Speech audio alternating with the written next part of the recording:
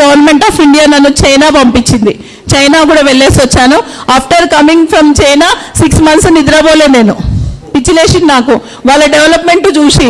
వాళ్ళు మనకన్నా తర్వాత స్వాతంత్రం వచ్చింది, మనకన్నా జనాభా ఎక్కువ ఉన్నారు, కానీ వాళ్ళు మనలాగా లేజీ కాదు. They work hard. వచ్చినాక బుక్ రాసా నేను, లెసన్స్ ఫ్రమ్ చైనా అని. నేర్చుకున్నాము ఎక్కడి నుంచి అయినా. అక్కడ చైనా భాషలోనే మాట్లాడతారు. లెసన్స్ ఫ్రమ్ చైనా, నేర్చుకుందాం ఎక్కడి నుంచి అయినా. వాళ్ళు సక్సెస్కి కారణం ఏంటంటే రెండు, వ్యవసాయము, ఎడ్యుకేషన్ ఓన్లీ వాళ్ళు చైనీస్ భాషలోనే నేర్చుకుంటారు. వాళ్ళు అన్ని దేశాలు పోతారు, నేర్చుకుంటారు, మళ్ళీ వచ్చి వాళ్ళ దేశం గురించే పనిచేస్తారు. ఫస్ట్ పాయింట్ అది. Second point education system. Beautiful education system వాళ్ళ దగ్గర. ఒక ఊరు వెళితే పెద్ద బిల్డింగ్ ఉంది అంటే అది స్కూల్. అన్నిటికన్నా బ్యూటిఫుల్ బిల్డింగ్ అంటే స్కూల్. అందుకే వాళ్ళు అంత డెవలప్ ఉన్నాడు అక్కడ. రియలీ వాళ్ళ అగ్రికల్చర్, ఒక్క ఫార్మర్ చచ్చిపోలేదండి అక్కడ సూసైడ్ చేసుకొని. ఇక్కడ ఎవరు చచ్చిపోయినా మనకేం ఫరక్ పడదు. So sad. వాళ్ళకి దేశభక్తి చాలా ఎక్కువ ఉంది, అది మనకు పోయింది. That is the difference what I learn. అది 6 months వెళ్ళి మళ్ళీ నేను ఆ బుక్ను రిలీజ్ చేసి వచ్చిన. చైనా గవర్నమెంట్ ఆ బుక్ను మళ్ళీ ప్రింట్ చేసుకుంది. చూడండి, ఒక ఇండియన్ ఉమెన్ వాళ్ళ దేశం గురించి రాసింది అని. They felt so happy. అంటే ఇక్కడ వచ్చి మళ్ళీ నేను రీసెర్చ్ చేశాను. నేను వెళ్ళిన కొన్ని రోజులలో పూర్తిగా నాకు నాలెడ్జ్ రాలేదనిపించింది. అయితే ఒక చిన్న ఇన్సిడెంట్ చెప్తా. మాతో ఒక గైడ్ ఉండింది, చిన్న అమ్మాయి.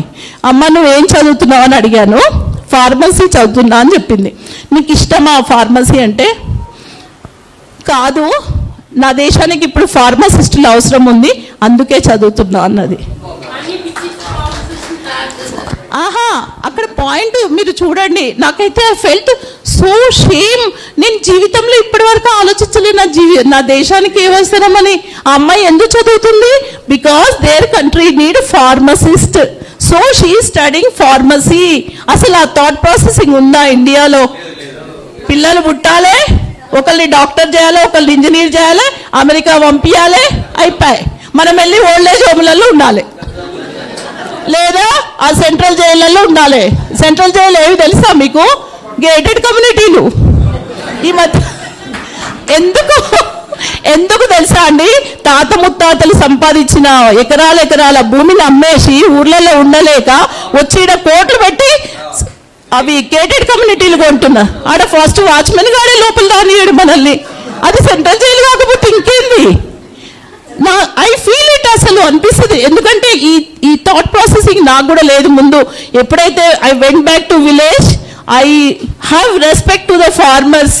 ఏం కష్టం అండి అసలు. అది పడితే తెలుస్తుంది పంట పండించడానికి వాళ్ళు ఎంత కష్టపడితే. మనము ఈరోజు కూడా నేను చూసిన చాలా మంది అన్నం కూరలు అన్నీ వేసేసేస్తున్నారు.